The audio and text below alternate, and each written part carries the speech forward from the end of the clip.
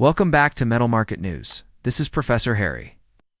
And in today's analysis, I'm going to break down the current situation in the silver market from an independent analyst's perspective, not just repeating the narrative, but actually dissecting what's happening beneath the surface and comparing it with a more grounded macro view. So you can understand both the opportunity and the risk embedded in this move right now. And the first thing that stands out in the raw script is the idea that silver is forming a strong higher low, which on the surface is a bullish technical signal, because when a market refuses to break previous lows, it indicates underlying demand stepping in aggressively on dips. However, from a professional standpoint, one higher low is not enough to confirm a sustained uptrend, especially in an environment where volatility is being driven heavily by geopolitical headlines and macro uncertainty. The mention of sudden price drops toward the high 60s, followed by quick recoveries, actually tells me that the market is still in a price discovery phase rather than a stable trend phase. And when you combine that with narrative-driven volatility, such as political statements regarding the Middle East, or potential disruptions in critical regions like the Strait of Hormuz, what you're really seeing is a market reacting emotionally in the short term rather than moving purely on fundamentals. So while the optimistic view suggests strong accumulation, I would argue that the presence of sharp intraday swings signals that speculative capital is still dominating price action, which creates both upside momentum and downside risk at the same time. And in this kind of environment, it is very easy for investors to misinterpret temporary strength as long-term confirmation, which can lead to poor positioning if the market suddenly reverses. We shift toward the fundamental argument presented in the script. The 6-year supply deficit is clearly one of the strongest bullish pillars because on paper, a consistent gap between supply and demand should naturally push prices higher over time. But as an analyst, I have to point out that not all deficits translate directly into immediate price appreciation, because what truly drives price is marginal demand and available above-ground inventory rather than just annual mining shortfalls.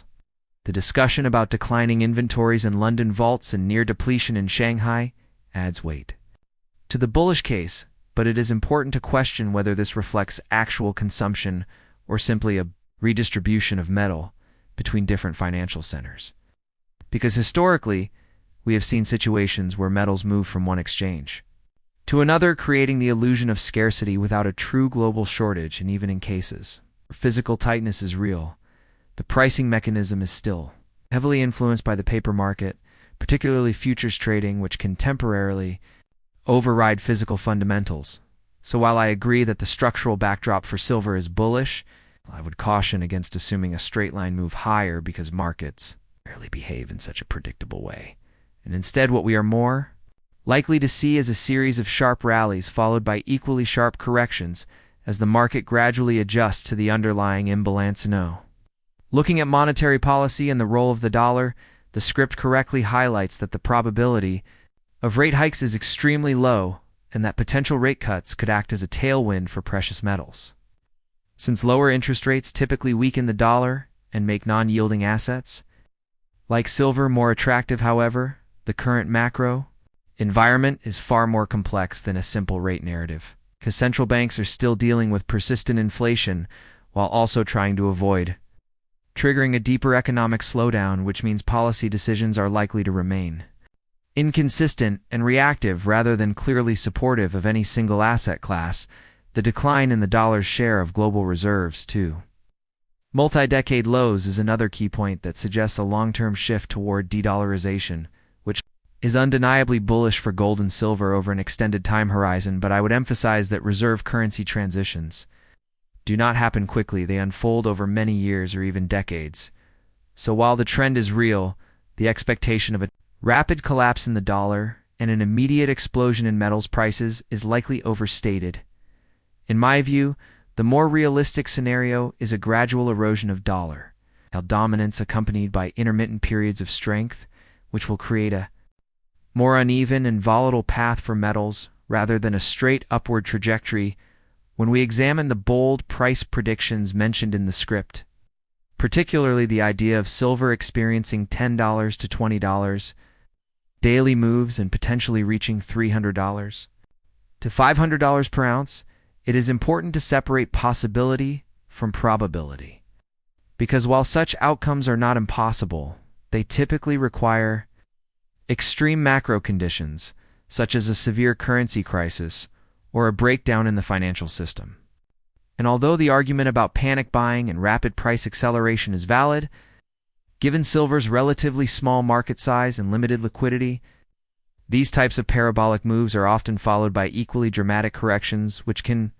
catch late entrants off guard. From my perspective, these high-end targets should be viewed as tail risk scenarios rather than base case expectations, meaning they represent what could happen under extreme circumstances rather than what is most likely to happen under normal market conditions, and history supports this view, as previous silver spikes have been intense, but short-lived, followed by long periods of consolidation. So while I do see significant upside potential in silver, I believe the path will be far more volatile and unpredictable than what is implied by overly aggressive forecast Finley. When we look at overall performance and the broader trend the script makes, a strong case that metals have outperformed many traditional assets over the past year, which is an important signal of capital rotation as investors begin to favor hard assets over financial assets in an uncertain economic environment. However, it is also important to recognize that all asset classes move in cycles, and periods of outperformance are often followed by periods of consolidation or even underperformance. The fact that silver has delivered multiple consecutive months of gains is impressive, but also raises the likelihood of a short-term pause or correction, which would actually be a healthy development for the long-term trend, because sustainable bull markets require periodic resets to maintain momentum. In my final assessment, I agree with the overall bullish outlook for silver in the long run, but I believe the easy phase of the rally may already be behind us, and the next phase will be more challenging, requiring patience, discipline, and a deeper understanding of market dynamics, because in environments like this, the market tends to reward those who remain balanced in their analysis while punishing those who rely solely on one-sided narratives. And that is why, as an independent analyst, I always emphasize the importance of combining optimism with caution rather than leaning too heavily in either direction.